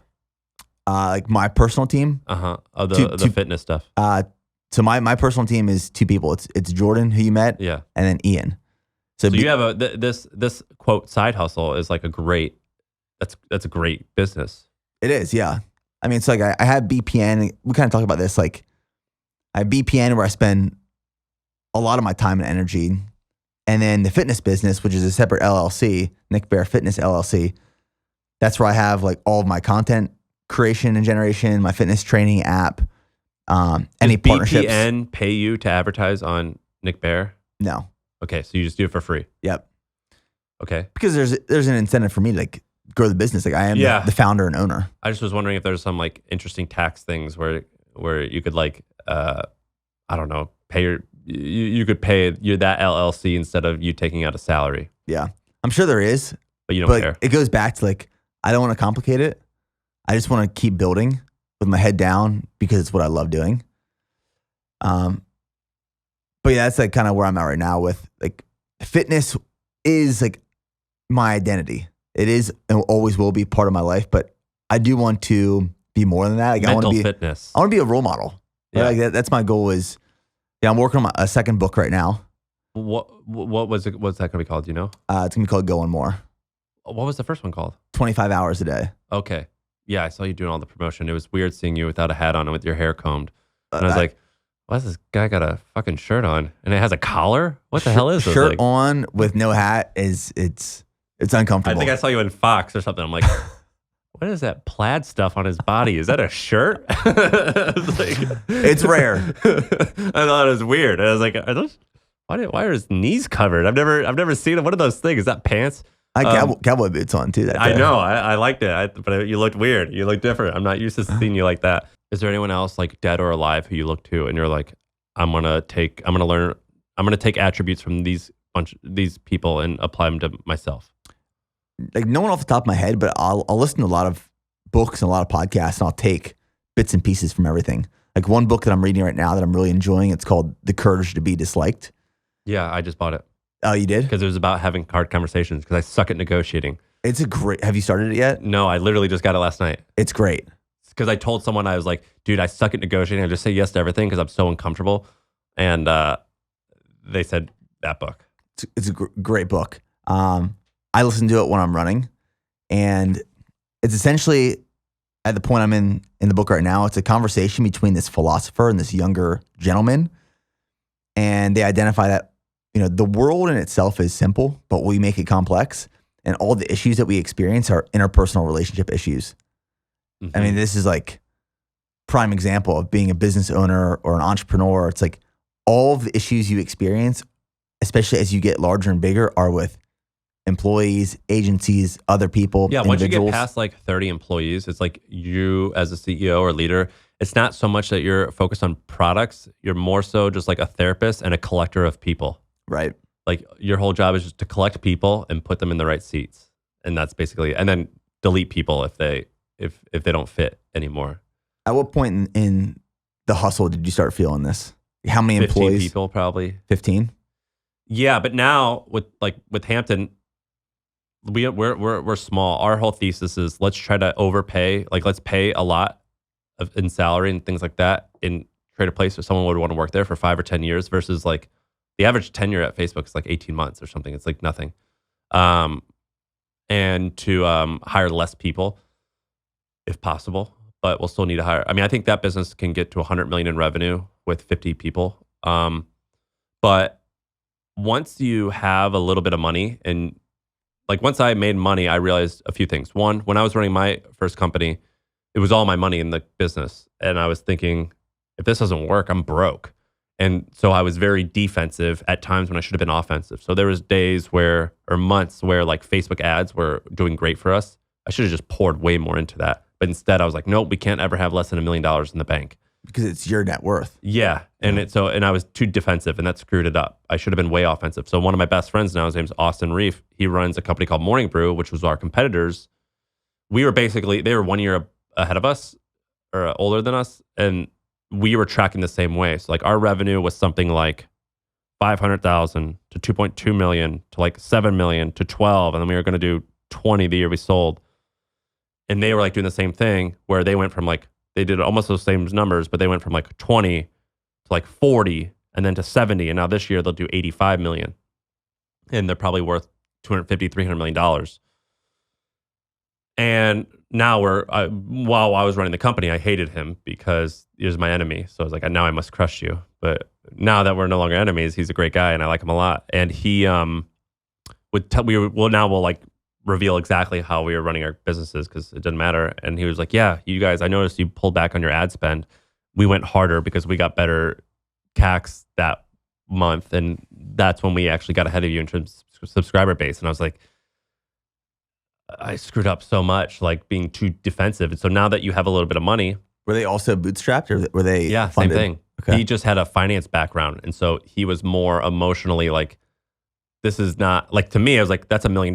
For me, that's like my future house. For him, it was like, this is just capital allocation. And so to me, it's just a spreadsheet where it's like, well, if I put this much money into, if I have a machine that turns $1 into $1.50, like I'm just going to empty my money bucket into that machine.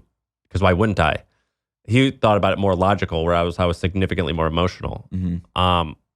But now that I have like a little bit of something, and it's like, well, if this business doesn't work out, I'm still rich. Like I'm fine. I don't need this shit. Now that I have that attitude, it's kind of like when you like meet a girl. When you meet a girl and you don't try and you don't really want to meet her, she likes you more. Yeah. And you end up like having a better chance of actually being with her. Whereas when you're desperate, she don't want you. You know what I mean? And so I kind of treat my money that way in business, where I'm like, I don't need you. If this works, great. If it doesn't work, whatever, I'm fine. And now I make way more because we were talking about like employees and things like that. But basically, like now I realize that A, having more money to invest in stuff, I care less, which makes me more successful actually. But B, earlier on in that life cycle of Hampton, I realized I'm a collector of people and I could afford to hire people. Whereas with the hustle, I was afraid to like, because a good even the best employee needs 3 months to ramp up and like produce anything. Most people, it takes them probably 6 months. But now I'm like, no. I just have to collect the best people and I put them in the right position and then they'll figure it out. And I realized that, I had failed a bunch before I kind of realized that was the answer. Other than kind of your ability to take more risk and then be less emotional with business decisions, what else are you doing with Hampton that you learned from building the hustle? Like what's making this business model more fun or easier?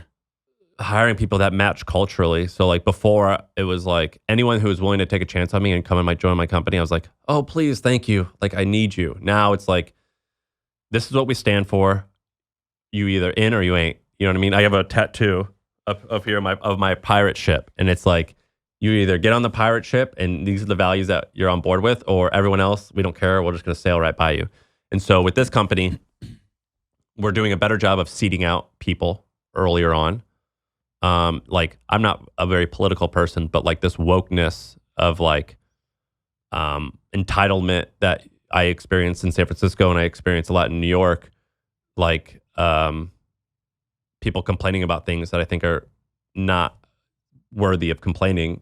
They're not like particularly real issues. And so like seeding out people who I think who are geared towards that and getting them out of the interviews, like getting them out of the system right away. Yeah. That's important. So like cultural stuff. I always thought culture was like a weak word. I'm like, what the fuck is culture? Now I realize it's totally not true. Like that is really important. And so figuring out what values you stand for and not letting people who aren't on board with those values, not letting them on board of your ship is really actually important. That's not some fluffy stuff. That's actually really important. Yeah, we implemented EOS into the business this past year. And part of implementing EOS is this people analyzer tool that you use. So first you analyze everyone and make sure they fit the brand values. And then you also analyze them based off their position, if they get it, want it, and have the capacity to do it. And I was having a conversation with Seth Godin. He was on the podcast 2 weeks ago. Oh, cool. And one of the things that he said is turnover is okay. And, as a business owner, you're always thinking you want the lowest turnover possible. No. And he's like, no, turnover is okay, because if I'm steering this ship and that ship is the business and we're going from, say, Florida to New York, but the ship that you want to get on is going from Florida to California, you're on the wrong ship. Or at least you got to bounce partway through. Exactly. So like if you stay on the wrong ship for too long, you're going to build resentment, you're going to be anger. And it's okay. Like that someone has a tour of duty for 1 or 2 years. Completely okay. That's totally okay. Before I was like, no, why aren't you on board with this for life? Blood in, blood out. Why aren't you in on this? It's like, where's your loyalty? Yeah. And before I was like, no, man. Like it's cool that you don't care as much as I care. I don't expect you to. Yeah. Another big thing that I've changed with this business is pricing. So a lot of first-time entrepreneurs, they care about like product and stuff like that, which is important, but not enough about marketing and distribution. So like getting eyeballs and customers. And in doing that, like one crazy thing that a lot of first-time founders do, which is what I did, is you price your product too cheap because you're like, I want everyone to be able to afford this, whatever. But then you can't fucking acquire a customer. And so with Hampton, I picked a more higher-end product, a higher end offering, and I charge more in a higher end audience, and I charge more so I can provide better value versus like at the Hustle, we would sell so the Hustle was a daily newsletter, and we were one of the handful of companies that kind of invented like advertising in an email. There's no such thing as like an ad network for email. At least when we started, there wasn't. So we helped kind of pioneer that. But then we also had this thing called Trends, which was like a paid subscription service, and it was $300 a year, which is like $25 a month. And I was like, oh, that's great. $300 a year. And then I realized like, dude, it's hard. Like in order to build that into a business that you'd have to have 100,000 customers in order to get to $30 million. That's fucking impossible. It's a lot of people. That's a lot of people. And most people who have like ideas for apps, I'm like, hey, just so you know, like, let's just map this out. To get to 100 million in revenue, which is like the threshold of where you need to be in order to raise like $20 million, you need 10 million people to get this. Tell me how you're going to get 10 million people. Like, it's impossible. It's like really hard. There's a reason there's only like 7 social apps that exist that are actually sustainable. And some of them are barely sustainable. Twitter, barely sustainable. Whereas there's tens of thousands of enterprise companies you've never fucking heard of that are quietly in the background making hundreds of millions of dollars because they're able to hire a sales force and sell a product that's tens of thousands of dollars a year. And so like with this company, I wanted to sell something that I could actually like invest enough money to make the service good. You know what I mean? In order to make the service good, I had to charge a lot of money. Like you guys probably hate your low cost products, I'd imagine. It's probably like the biggest pain in the ass for you guys. Is that true? Yeah, I mean, it makes customer acquisition cost difficult, but because we have such strong retention and loyalty and return customer rate, our lifetime value is very large.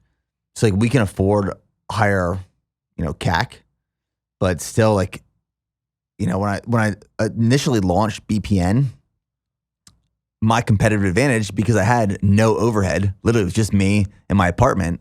I was looking at my margins. I was like, well, I can charge this because that shit changes though. When nothing goes into it.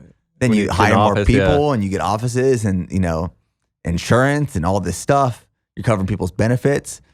You realize there's a lot more that goes into this product. So we've had to raise prices over the years, especially with inflation and supply chain And now your concerns and product, issues. you aren't on the cheap end.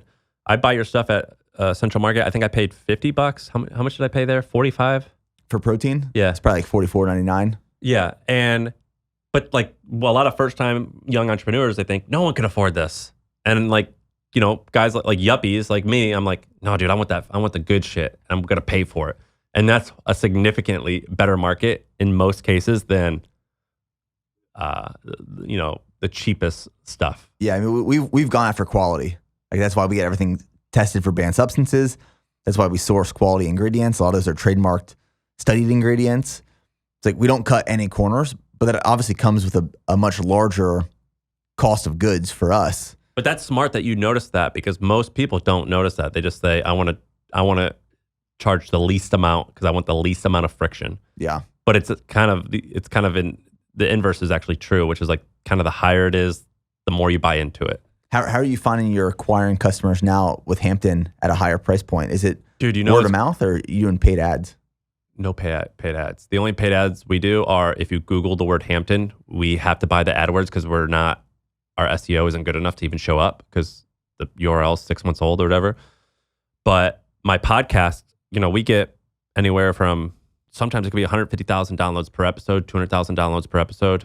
And then our YouTube will get hundreds of thousands of downloads per episode sometimes. So basically I built it privately for 6 months or so. And I got it to like, I don't remember how much revenue, but millions of dollars. It was just me and one guy did it. And I took all the calls and I interviewed people and put them in groups, whatever. And the website was hampton.squarespace.com. So like we started with no money.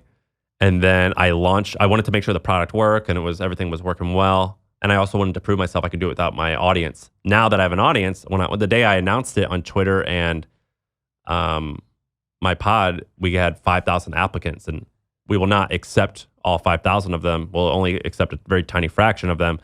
And all 5,000 probably don't even want to join, but 5,000 times 8,500, you know, that's like $45 million. What is that? Yeah, like $40 million in demand or something like that.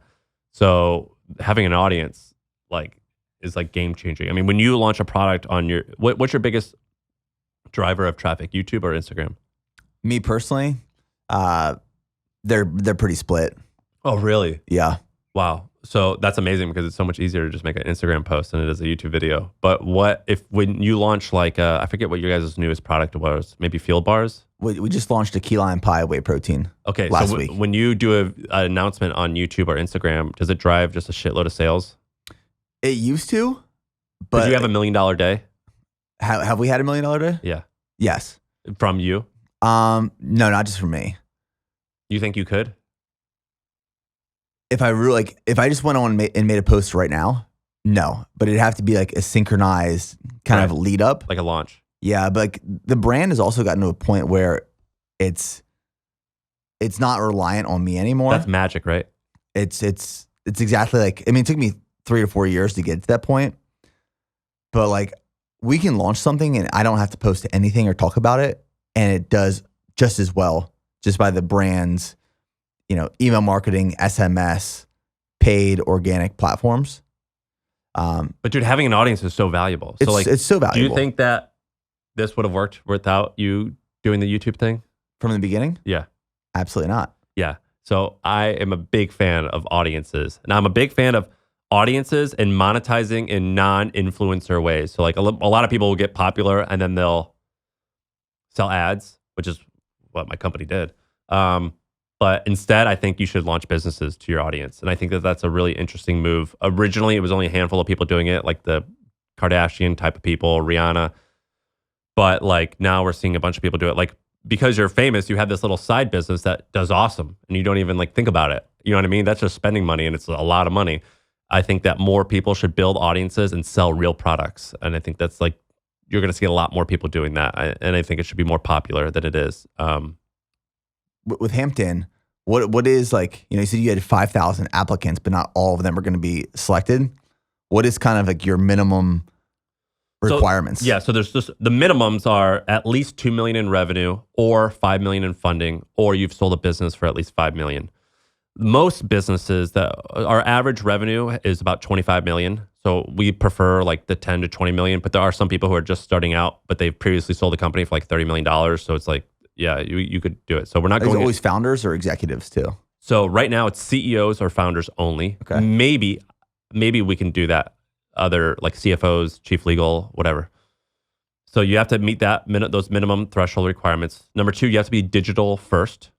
So you don't have to be like a tech company in that like Casper or BPN's not technically a tech company, but you guys are speaking the same language, talking about CAC, things like that. Mm-hmm. So it's got to be a digital business. And then we interview everyone and you can't be an asshole. So if you meet all those, then oftentimes we'll send you an invite. So my business is a community-based business. It's like a peer-based business. I got the inspiration because, have you heard of Vistage? No. They do this. They've been around since the 50s. They were doing like 400 million in revenue and like 150 million in EBITDA. And they sold 2 years ago for like 1 point something billion. To who? Some Gridiron Capital or just some PE firm. Because these businesses, if you set it up and you empower the community, they kind of run themselves. And so when I was starting this business, have you heard of Ikigai? I haven't, no. It's like a Japanese concept. And so visualize this, almost like a Venn diagram that kind of looks like the Olympic rings, but there's 4 rings and it's what the world wants, what the world is willing to pay for, what you're good at, and what you like to do. And the ideal situation is to find something in the middle that overlaps with all of those things. And so you seek out things. And so for me, I was like, well, I like entrepreneurship. I like community building. I don't want to do a low-end product because I don't want to have to go for the masses. And I want to create a business that could become a $1 billion company just because of ego reasons. And that excites me. It's like you wanting to run a sub 3-hour marathon. It's just some goal you made up and it's exciting. And so I came up with this business based off of a bunch of research where I'm like, I think this business is one of those businesses where people will like dismiss, just like newsletters. So like The Hustle, that could have been a $100 million a year company. I sold too early, but I know it could be because my friend is doing it now. And with this business, I was like, I'm not going to sell early this time. And I think I could make it into a $1 billion company. And I wanted to pick something that people would kind of dismiss and not think could be a cool company. I'm like, no, I can do the math. I know this can get there. Like physics allows this to work and the market is big enough. It just, can I execute? So that's one of the reasons why. And it also fit all of my like wants and needs and skill set and things like that. That's why I like this business model. I think it's really cool. Is that requiring a lot of your time right now? Most of your time? The first 6 months, it was 100-hour weeks. I hired a CEO. So now I'm more like come and hang out with you and do things like this. But I really have to put most of my focus on my podcast because having that audience is essential for building the brand. So that's where I spend most of my time actually is on content creation. Same shit as you. When you were running your company, how many hours a day were business building versus content creation? I mean, at the peak of it, like when we really started to grow before I stepped down from the CEO role, I would say 2 to 3 hours a week was content.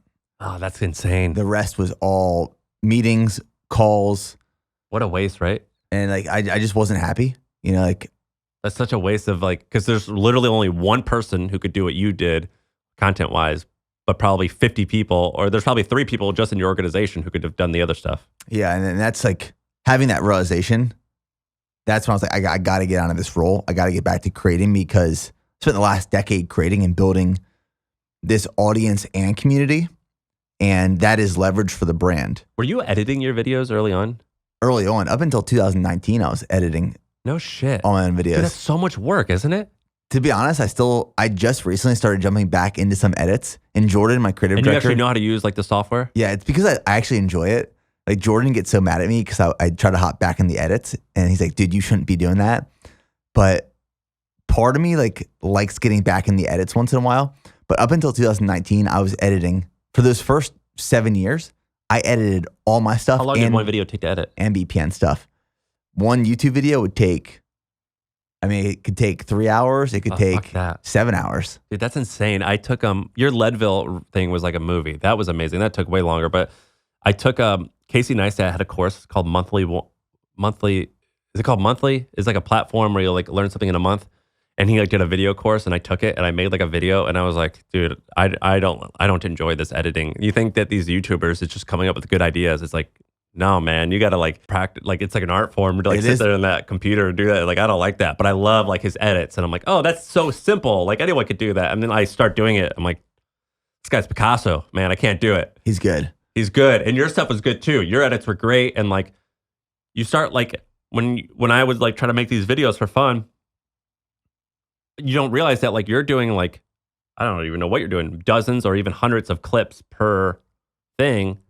And you got to like find them and chop them up. It's hard work. I didn't realize how hard that was. I mean, like I can edit a video now, but it's nowhere close to like, for example, what Jordan and Ian can do. Like I can't create the videos that they create.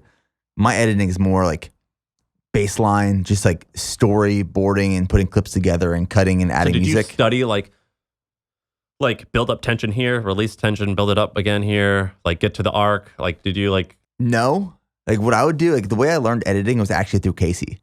So I found Casey Neistat's videos when I was in Korea in 2016. And I found Casey. I was in Korea. I had all this free time. So I would go out into Seoul and I'd film stuff similar to the way Casey would film. And then I would edit it similar to the way Casey would edit. And that's how I learned how to put videos together. I think I remember seeing you like slam a cabinet and like do all these like what transitions. Yeah, and he like had these like really like of him hitting shit. Yeah. You know what I mean? So like that's how I learned how to edit. But like I would just fill out the story. It's like the way I edit now is like I'll put together like 30 seconds and I'll go back and watch it and I'll think in my head, okay, like where should this video go next? Is this going to lose people? Is it going to gain attention? Is it going to get people excited? So I would use music and clips and like transitions and storytelling to keep people engaged because I learned that through Casey.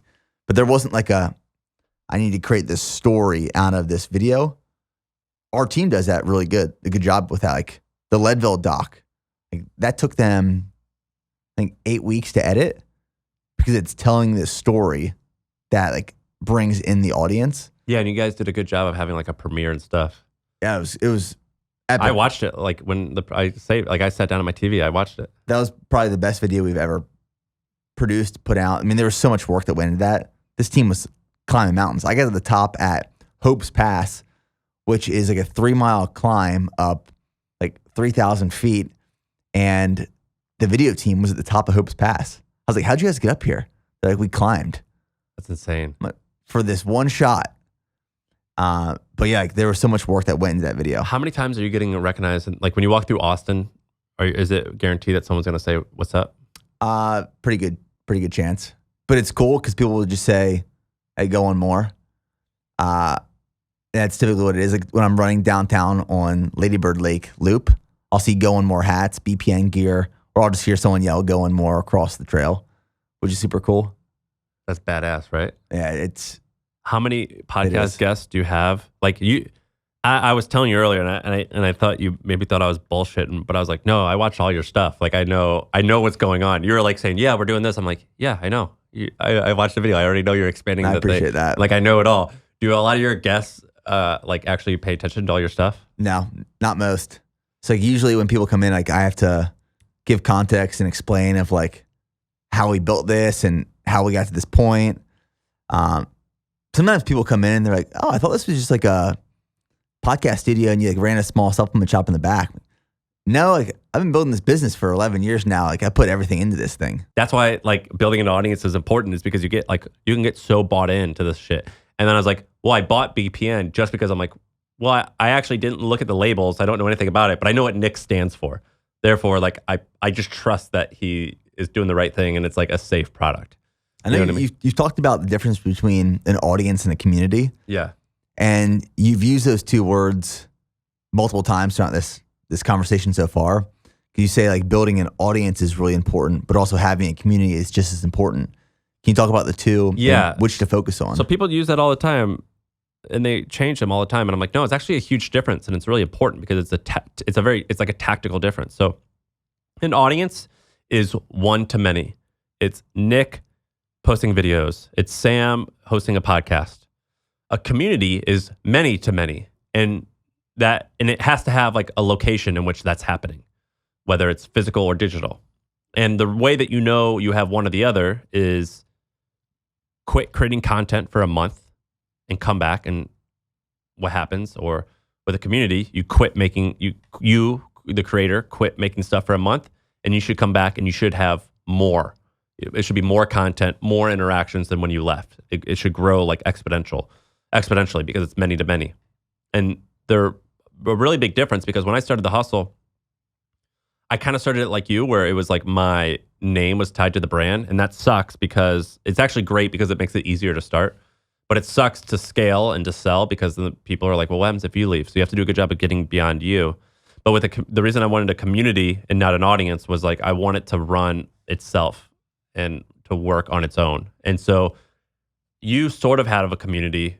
At least I haven't explored all your stuff. Maybe Hybrid Athlete, the app, might have one. But it's like, if you quit creating content, I don't think that BPN's not going to go away, but like Nick Bare's relevance will be, just like Casey Neistat's relevance has gone away. And he has to do all the work to create that. Like if he isn't filming something and he's in his videos, it's not him to me. You know what I'm saying? Yeah. Versus like if you create a subreddit and people are active in it and they're just talking about their own shit, then that you don't have to be there at all and your brand could still live on. You know what I mean? So what ways can creators build communities outside of, say, your traditional Facebook group? Well, I would say you don't have to have a community. So like, don't do it just because you want to do it or because you think you need to do it. The thing about community is like the creator has to be very actively involved in the beginning and then can really quickly get out. But I think Facebook groups are an awesome first place.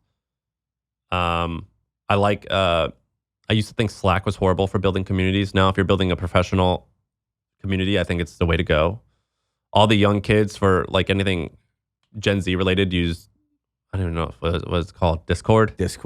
I'm too old. I haven't gotten on it yet, but I've heard everyone talk about it. I can't figure it out. It's like, it looks like Slack, but it's way more complicated. What's another good way to build a community? I think that most people, when they think of building a community, they'll build their own website and have a forum. Dude, that's so hard to do. That's really challenging to pull that off. Most users don't go just to a website in order to like interact on the forum. It's really hard to do. And the people who've pulled that off, they're very valuable. It's a very valuable business. Like I've actually heard you mention that on a podcast you were on. And it was really good timing because we built out the BPN training app this past year. And within that app, version 2 that we were going to build, that I got priced out and did a full discovery on, was a Reddit type thread or community board within the app. And we were going to start building this out. And I was like, I don't know if we should build this out yet. Then I heard your podcast talking about that. And I was like, we'll pump the brakes. Dude, it's just hard. It's just like, if you look at your own behavior, like there's probably only a handful of those things that you go to that you actually like have a username and you actually, like the thing about a community is it's like a marketplace, and a good marketplace has liquidity, meaning there's the balance of, so like eBay, you sell a car, you have a car, someone who wants to buy a car. Liquidity means you need people to be buying lots of cars and for new buyers to keep coming and new cars to keep coming. To make a community work, that means you need lots of people posting content and lots of people consuming content, and then more people posting and reacting, and then more people consuming, that type of thing. Most communities like have like a 0.5 to or a 1% contributor rate. Meaning, if you have 100 active users, maybe 1 or 2 or 3 people will be making the content, and the rest of the people will be consuming it. So you kind of need a lot of people, or you have to figure out how to make that rate higher. You make that rate higher by making it easier to consume. So a Facebook group, a lot of times the Facebook groups that I have will have a 10 or 15% rate of active members to posters, or consumers versus posters, because they're already on Facebook already. So it makes it really easy. Right. Versus nickbear.com/forum, not that many people are going to go to that. And so your rate of posters and consumers is just going to be out of whack, and it's going to suck. And so you have to remove as much friction as possible in order to get that liquidity in your kind of marketplace or community. You know what I mean?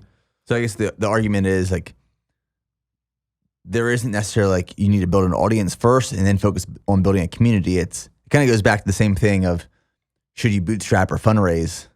What is it that serves your purpose? Yeah, and you don't need a community. Like if you're an audience company, just be an audience company. Just do that and be awesome at it. But they're different. And like, for example, Reddit, that's a community. You ever go to Reddit? Occasionally. So I love Reddit. And like, if they were to launch a media company, which they tried to do, it wasn't that good because they're not like a content audience company. They're a really good community company. You know what I mean? Versus like if New York Times, which is an audience company, try to create like a community, they have like a Facebook group for like some of their stuff, but it's like, that's not their specialty, I don't think, is like community building. You know what I'm saying? So that makes a lot more sense the way you described it there. They're like two different things. Like it's a different skill set. Similar, but different. You know what I mean? Yeah. So like managing communities is tough. And there's people who can do it who can't make a YouTube video and make people like them like you have. You know what I mean? That makes sense. But like you have got a pretty good community. The best part about you, I told you I was going to bring this up, is your Natty versus not Natty stuff. It's a lot of it. Dude, it's a lot of it. And you said you don't read it. Dude, that shit's the best. It is so good. I say let it go. Not let it go as in like let it go as in like let that shit happen. You should if I was you, I would even make content just to get people to keep talking about that. Which camera is on? Guys, I'm here right now. He's definitely jacked and he's shredded and he's huge. But you're like jacked and huge and shredded enough that it's very clearly that you're very genetically gifted and you're not on anything. Well, besides that other needle that I did see some. I'm joking. There was no needles. Well, the thing is, like, if I could really lean into that content, and I know that controversy gains a lot of traction and attention. But you don't even reference it. I don't reference it. You should reference it. The only reference we ever did to it, and it gained no attention because I think we just did it so properly, is through my entire build and my entire cut. We got blood work done. We filmed the blood work. We shared the results. And like no one ever commented anything about it. There was never a comment about it. But like there's all these threads, there's these videos, there's these articles. I read them all the time. And I used to. Even like comments. Like I used to read comments. Why don't you post? And you don't reply. On Let's Run, you never replied. And if I go on the Let's Run like thread, it will mess with my head for months. And I'm just being very honest. Like that stuff. But why would it mess with your head if you're not doing anything wrong? Like, why do you care? Because of like a few things. One, I hate when people speak on my behalf. So it's one thing to say like, is Nick Bear Natty or not? But when then there's people saying Nick Bear is taking XYZ and they're just making these claims about me. Yeah. It's like, how do I fight that? So that's one reason. The second is that there's a fear of the way it tarnishes what I've built. And I'm always afraid that I know there's people actively in this world trying to like take me down right now. And that actually does scare me. Why do they want to take you down? What's their argument? I'm sure there's people trying to take you down. Yeah, but they would say like, I'm an asshole. For me, I think it's just that like, honestly, the only thing I can think of, I'm a nice guy who's built something through hard work and people want to believe that there's something else that I've done to get here. Is that and that's like steroids?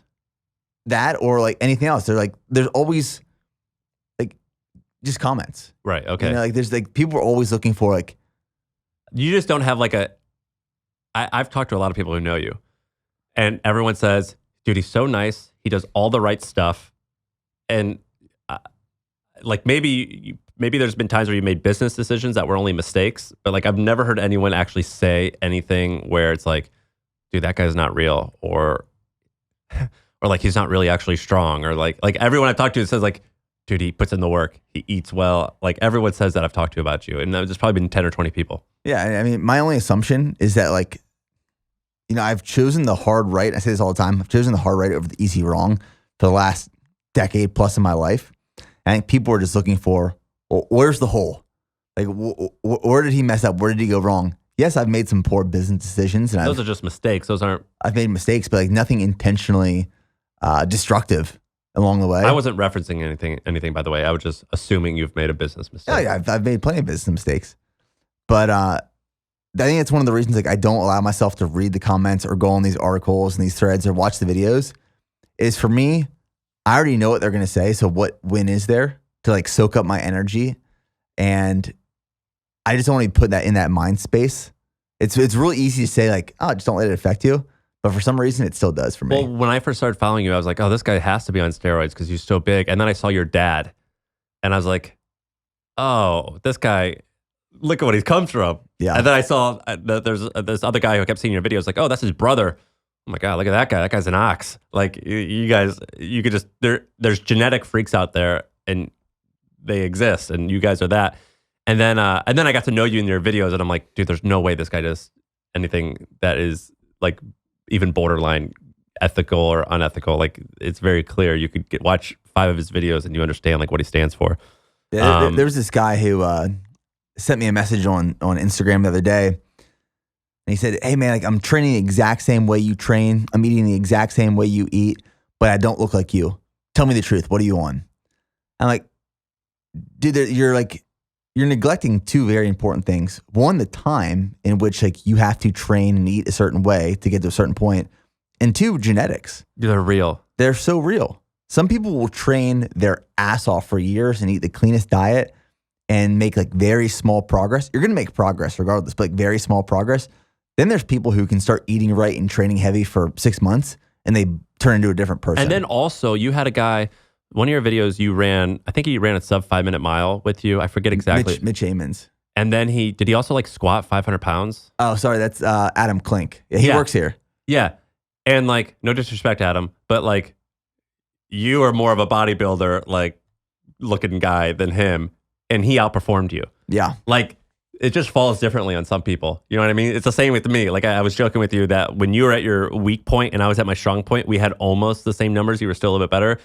I don't look like you. Like it doesn't matter if I would perform as good as you. Like people just look different. You know what I mean? Yeah. It's one of those things like I fought it online for so long. And I'm finally at a point where I'm like, screw it. I'm just going to keep doing my thing and just like head down the same way I built the brand and stay in my lane. And I know there's going to be more videos. I know there's going to be more articles, but I just avoid it. Yeah. If I was in your position, I would make jokes, but I think your judgment is better than mine.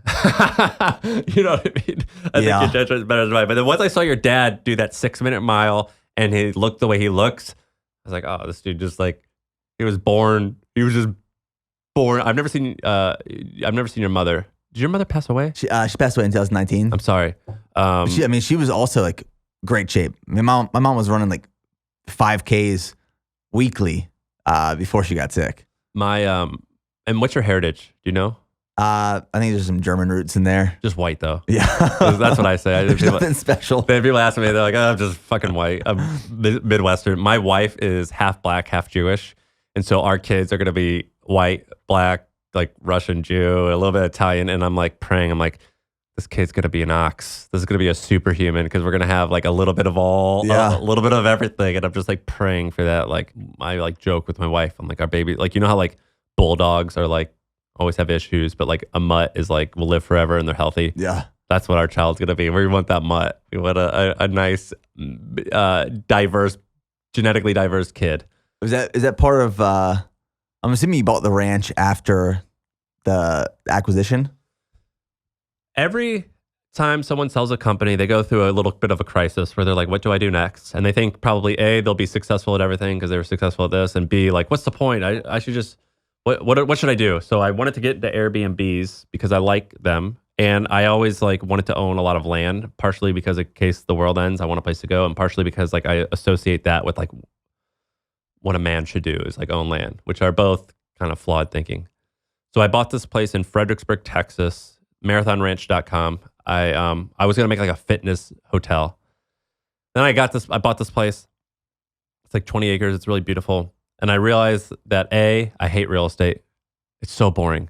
It's really boring. It takes forever.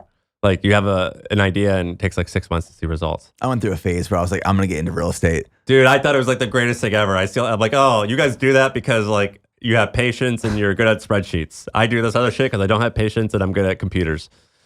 And then B, most people just want like a nice place to live. They don't need like that fancy of a gym. So I built a gym out there, but I was like, I'm gonna do a cold plunge, a sauna, this and that. And then I was like, let's just do like a squat rack, dumbbells, and a ping pong table. And it's more than enough.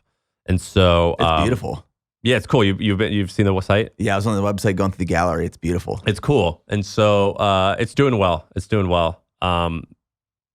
But if I had to do it again, I don't know if I would. It's just like, do you own a home? I do own a home, yeah. Do you like owning a home? I don't not like owning a home. I don't mind it. So I would be happy to rent forever or for a long period of time. The next time I'm going to buy a piece of property or like my home, I own a home here and I own some other properties. One day soon, I'm going to sell it all and I want to rent until my children are old enough to go to school. And then I want to buy a home that I'll live in for like 30 years. Around them? Wherever like the best school is, like it's like this will be our place for 30 years. Yeah. The reason I don't like owning property is like there's so many costs that most people don't realize. So I'm like on this big crusade where it's like I think buying a primary not cash flowing home is actually not a good investment, but we're told it is. I think it's not. It's better to keep your money in the bank or money in stocks and bonds and things like that, and then instead rent. But you should buy if it makes you happy. But don't confuse yourself and call it like a good investment. At best, it's a store value, meaning it will grow likely with inflation. But sometimes you'll make a lot of money. Sometimes you're going to lose money. But I don't think you should consider it an investment. It's just a store value. But anyway. I think most people think that when they buy a home, they're paying down the principal. No, dude, you're paying the interest for the first 20 years. You're paying down the interest, yeah. Yeah, and also, it's crazy. So I think that like buying a home should be an emotional decision, not a financial decision. You should buy what you can afford, but you should do it because you like it, just like you do with a car. And like just owning stuff, what I've realized, it drags me down. Like, so I have one nice car and I kind of even regret getting a nice car. I just hate the idea of like these things, sometimes they start to own you versus the other way around. Mm-hmm. So that's a little bit of the downside of like owning Airbnbs. But I do have a manager who manages it. So I'm mostly hands off and I give him 20% of the revenue, which is a lot, but I don't touch it. But it is awesome to go out there and just shoot guns and ride motorcycles and shit. How much time do you guys spend out there versus time you spend booking it? Ideally, I will never go out there because it's booked all the time. But I only go out there 2 times a month. I have like 4-wheelers out there, so I'll go out there and shoot guns. I've seen your videos of you like riding little just being dirt bikes and stuff out there. Yeah, just doing redneck stuff. And I'm not like a country guy. I don't know anything about shit, but I bought a gun and like learned how to use it, and so I like to shoot stuff. And we have a really nice gym out there, and it says just the bare minimum, but it's awesome because it's huge, and we could pull up the garage and like see the sunset, and so it's really fun. Are you thinking about getting into Airbnbs? No, I at one point I did, but like in this next chapter of life for me, I want to do more with less, and I don't want to be attached to all these things. That's my point. Yeah, I just like. Are you, now that you have a family, are you thinking about moving? Eventually. And do you think like, moving is going to be a hassle because I have to like sell the house, do all this stuff? I'm already worried about the things that are breaking. Like, clear example, this past weekend we were in the pool and this little tile, this little tile fell off, and I was like, "Oh my gosh, I'm gonna have to fix this before we move." My wife's like, "When are we moving?" I'm like, "I don't know, but when we move, like I'm gonna have to." I hate that. Yeah, I do the same thing. Instead, I'd rather just call landlord and just say, "Hey, this broke, fix it, please." Yeah. I'd rather do that any day of the week. So I split time. I live in Brooklyn and Austin. I rent a place up there and I own a place here. The renting is just so much more stress free. And I understand when you have a kid and you want to like go to school and stuff like that, it's better to maybe own emotionally. But now I'm totally happy renting. So when you sold the business, I'm assuming it's just one day. You get a bunch of money. This lump of money just ends up in your bank account? One day, a wire, like you're on the phone and you do a wire and then you just keep refreshing your computer and you just get tens of millions of dollars in your bank account. And I called the bank ahead of time. I went down to the Chase and I was like, and then I was sitting with the teller and I was like, I don't know if I'm supposed to tell you this or one of these guys at the desk, but like over the next few days, I'm going to get an influx of money. I want to make sure you're cool with it. And they're like, okay, like how much? And I was like, and I said a number and it was like tens of millions of dollars. And she was like shocked. And she's like, yeah, that's fine. And I felt like, are you about to rob me? Like, what's going on? Like, am I a target now? Yeah. But yeah. And then I also got stock in the company. And here's the crazy part. The stock vested over like a year or something. The day we sold it was $350 a share. And then it grew to like $850. So whatever that is, a double and a half. So 2.5x, it like grew as it was vesting, and then it went back down. But I've never sold any of the stock so far. So I got a bunch of cash and a bunch of stock. And then now my podcast, MFM, I sold that with the company, but they pay me a lot of money to continue hosting it. So is that your only tie to the hustle now is hosting the podcast? Yeah. So the hustle turned into this thing called HubSpot Media. So HubSpot Media, I think they announced that they do 1.5 billion in revenue. Most of their new users came through their blog, but their blog got so big that they're like, we need more channels. Let's buy a newsletter. And they use that to sell software because we had a lot of like business owners. And then when I sold the company, I was like, hey, I'm out of here the day we sell, but I'm going to continue hosting the podcast. And they said, great, that's what we want you to do. So I host that, and then they pay me a big fee as if I'm like, like talent, like a Howard Stern. Yeah. And so I'm able to promote my own stuff on there. I'm able to say whatever I want. They've never censored me, but I get paid a large amount of money to do it. So I'm still have ties to them, and I'm still buddies and homies with those guys, but I have nothing to do with it. So like anything they do, if you like it or hate it, I had nothing to do with it. Did your life change in a way that you thought it would after the acquisition? You know how people say money doesn't make you happier? It kind of does.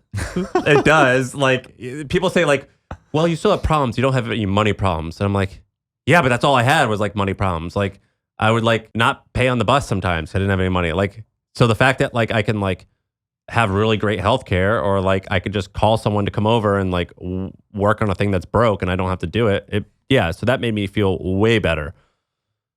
But your happiness definitely plateaus. So like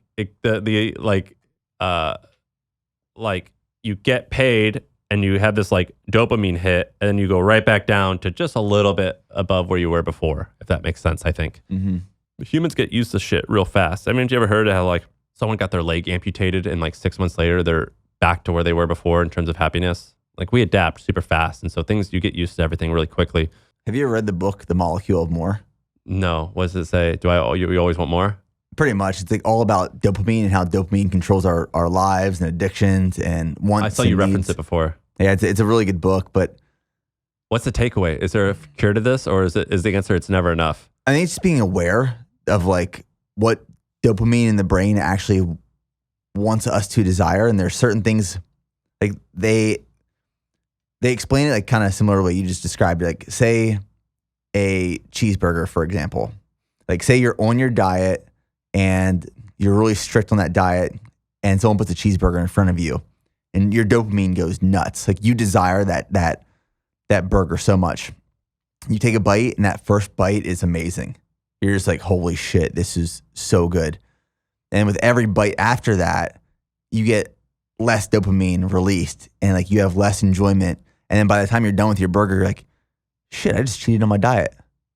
So it's like all about how the things that we desire, the things that we want aren't actually the things that we like. Right. And we chase things that we want as opposed to things that we actually like and need. I've got this friend who is a billionaire, and he, on his way up to becoming a billionaire, he was like going to take a company public. And he like went to this guy's house who had a $10 million home. Like they were meeting with bankers.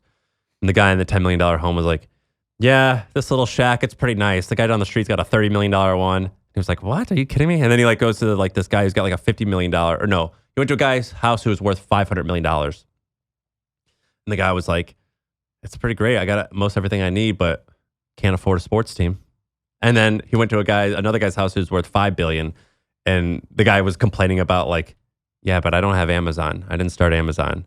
And so my friend is always like, and the thing that I've learned is it's never enough. No matter what you have, it's never, you're, without being conscious about it and trying to break this habit, it feels like it's never enough. And like, I remember thinking, if I had what I had today, I will never want more. I'm set forever. And then after about 6 months, you're like, yeah, but I could do more. What if I had 3 houses? You know what I mean? Right. And I think you need to fight that, but it is natural. It's the same way with like running. You know, you're like, yeah, but if I would have went harder a mile 20 instead of stopping for water, I bet you I could have broke 30 seconds off that time. You know what I mean? Yeah. I was actually thinking about that on my run this morning. I was listening to a Ben Greenfield podcast before I went running. And what time did you run? At 4 a.m.? I started my run this morning at like 5:40. How the fuck do you listen to a podcast at that? So I wake up at 5. Today, my schedule was a little off today. I woke up at 5. Oh, lazy. But Charlie woke up before that. So Charlie woke up at like 4:45. So I got up, gave her a bottle. What time do you go to bed? Put her back to sleep, like 10.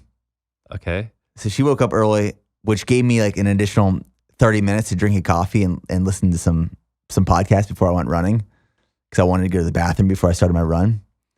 And this Ben Greenfield podcast was he's a spiritual guy. And he was just talking about how in the Bible, God said that he will over deliver and give you more than you could have ever desired in your life. And I was thinking about that when I was running. I was like, man, I got more than I need right now. Like, I'm on this early morning run. My daughter's asleep. My wife's waking up. I'm running in my neighborhood to my house. Then I'm going to go into work on the parts of the business that I want to work on. There's nothing else in my life right now that I need. But you still get like depressed sometimes? Not as much as I used to. Honestly, since my daughter was born, like not as much. Like my perspective has changed completely, but I used to. I used to like be in this flow and be so content and happy with what I was doing.